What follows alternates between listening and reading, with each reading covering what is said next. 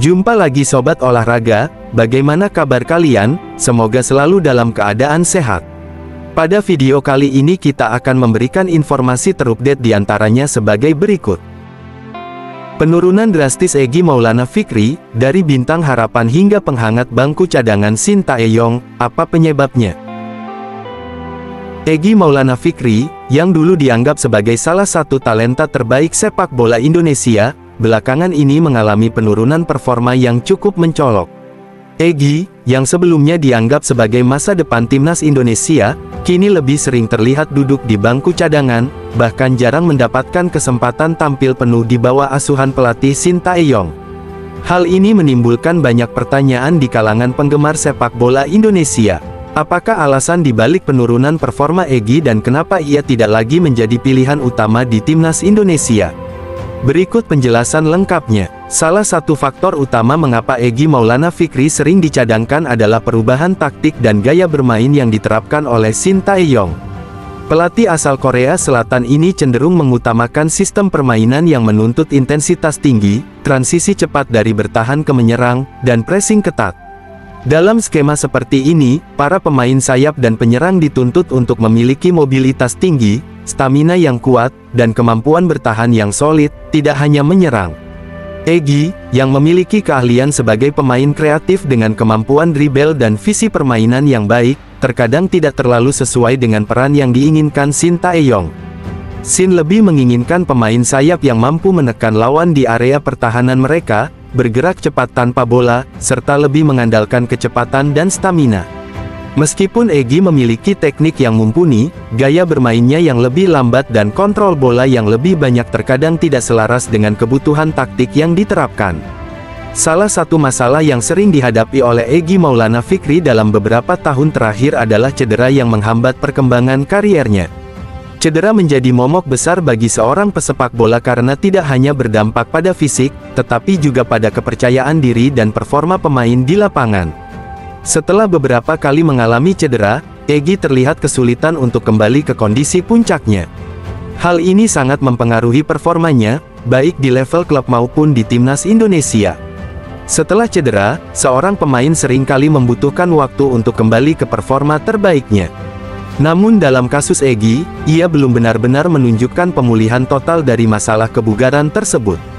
Hal ini mungkin menjadi salah satu alasan mengapa Shin Tae-yong lebih memilih untuk mencadangkannya, karena dalam sistem permainan yang mengutamakan pressing tinggi, pemain yang tidak dalam kondisi fisik terbaik akan sangat sulit untuk bersaing.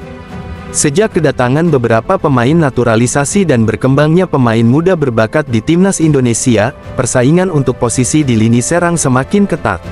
Pemain seperti Rafael Struijk, Witan Sulaiman, dan Marcelino Ferdinand telah menunjukkan performa yang stabil dan konsisten, membuat mereka menjadi pilihan utama di lini depan.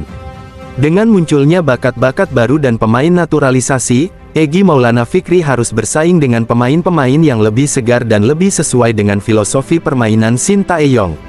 Rafael Struijk, contohnya, lebih sering tampil sebagai starter karena ia memiliki kemampuan bermain di berbagai posisi di lini depan dan memiliki kecepatan serta stamina yang kuat. Sementara Witan Sulaiman, yang merupakan sahabat dekat Egy, juga terus menunjukkan performa yang impresif di level internasional. Dengan banyaknya opsi berkualitas di lini depan, Egy Maulana Fikri harus menghadapi persaingan yang sangat ketat untuk bisa mendapatkan menit bermain. Faktor lain yang tidak bisa diabaikan adalah kurangnya waktu bermain Egy di level klub, yang mempengaruhi performanya di tim nasional. Sejak hengkang dari klub Eropa seperti Lechia Gdansk dan kemudian FC Vionsled Morawiecki di Slovakia, Egy seringkali kesulitan untuk mendapatkan menit bermain yang cukup. Dalam beberapa musim terakhir, ia lebih sering menghangatkan bangku cadangan di klubnya. Kurangnya menit bermain ini tentu berdampak pada ritme permainan dan kepercayaan dirinya.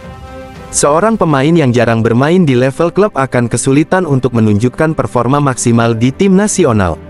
Sepak bola membutuhkan konsistensi, dan jika seorang pemain tidak mendapatkan waktu bermain yang cukup, ia akan kehilangan sentuhan serta ritme permainan yang dibutuhkan. Shin Tae-yong mungkin melihat hal ini sebagai salah satu alasan mengapa Egy tidak dalam kondisi terbaiknya untuk tampil sebagai starter di timnas Indonesia. Penurunan performa di lapangan seringkali berkaitan erat dengan faktor psikologis, dan hal ini bisa jadi mempengaruhi Egy Maulana Fikri. Setelah dianggap sebagai talenta besar sejak usia muda, ekspektasi tinggi selalu mengikuti perjalanan karir Egy. Namun dengan minimnya menit bermain di klub dan timnas Indonesia, Egy mungkin mulai kehilangan kepercayaan diri, yang berdampak pada penampilannya di lapangan. Seorang pemain yang kehilangan kepercayaan diri seringkali ragu dalam mengambil keputusan penting di lapangan, seperti kapan harus melepaskan tembakan, menggiring bola, atau memberikan umpan. Hal ini bisa dilihat dalam beberapa penampilan Egy di mana ia tampak bermain lebih hati-hati dan kurang percaya diri untuk mencoba sesuatu yang kreatif seperti yang dulu sering ia lakukan.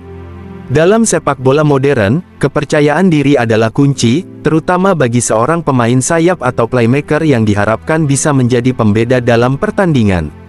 Egy Maulana Fikri memulai kariernya dengan sorotan besar dari media dan penggemar sepak bola Indonesia. Sejak muda, ia sudah disebut-sebut sebagai Wonderkid Indonesia, dan ekspektasi terhadap dirinya sangat tinggi. Namun, tidak semua pemain bisa berkembang dengan baik di bawah tekanan besar seperti itu. Dalam beberapa kasus, tekanan ekspektasi yang berlebihan justru bisa menghambat perkembangan seorang pemain. Egy mungkin merasa terbebani dengan harapan-harapan besar yang dipasang oleh publik Indonesia, yang menginginkan dirinya menjadi bintang besar di Eropa dan timnas Indonesia. Namun, dalam kenyataannya, perkembangan karir seorang pemain tidak selalu berjalan mulus, dan Egy kini sedang menghadapi masa-masa sulit dalam kariernya. Tekanan ekspektasi ini bisa menjadi salah satu faktor yang mempengaruhi penurunan performanya. Shin Tae-yong, sebagai pelatih timnas Indonesia, tidak hanya fokus pada hasil jangka pendek, tetapi juga membangun tim untuk jangka panjang.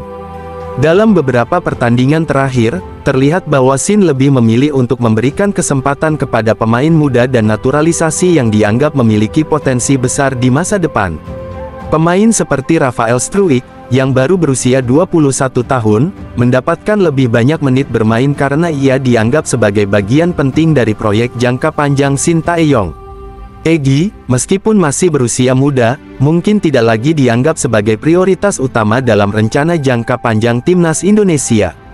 Shin Tae-yong lebih memilih pemain yang dianggap lebih sesuai dengan kebutuhan taktiknya dan memiliki prospek jangka panjang yang lebih menjanjikan.